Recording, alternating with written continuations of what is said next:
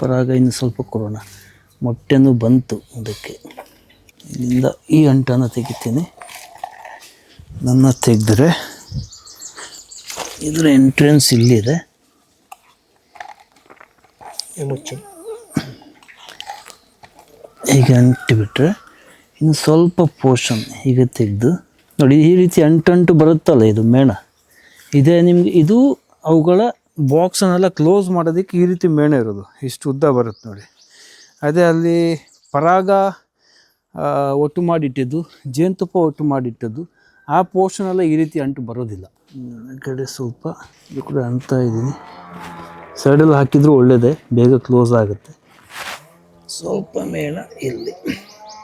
ಒಂದು ವಿಚಾರ ಅಂದರೆ ಇದು ಅಂಟಾಗಿದ್ದು ಈ ಮೇಣ ಈ ಸೈಡಲ್ಲಿ ಇವತ್ತಿಂದ ಇಲ್ಲಿ ಇರುವೆ ಹೋಗಿ ಅಟ್ಯಾಕ್ ಮಾಡೋದಿಲ್ಲ.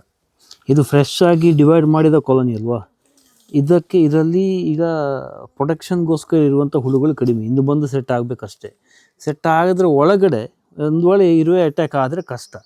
ಇದೆಲ್ಲ ಹಾಕಿದ್ರೆ ಇರುವೆ ಒಳಗಡೆ ಹೋಗೋದಿಲ್ಲ. ಸಣ್ಣ ಇರುವೆ ಆಗಲಿ, ಕೆಂಪು ಇರುವೆ ಆಗಲಿ ಒಳಗೆ ಹೋಗಿ ಅಟ್ಯಾಕ್ ಮಾಡಲಿಕ್ಕೆ ಆಗೋದಿಲ್ಲ.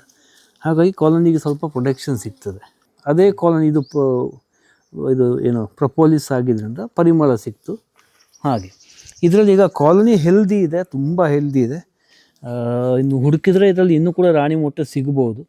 ಎಲ್ಲ ಡಿಸ್ಟರ್ಬ್ ಮಾಡಿದ್ರೆ ಕಾಲೋನಿಗೆ ತುಂಬ ತೊಂದರೆ ಆಗುತ್ತೆ. ಅದಕ್ಕೆ ಹಾಗೇ ಇಟ್ಟಿದ್ದೀವಿ. ಒಂದನ್ನು ಎರಡು ಮಾಡಿದರೆ ಸಾಕು ಅಂತ.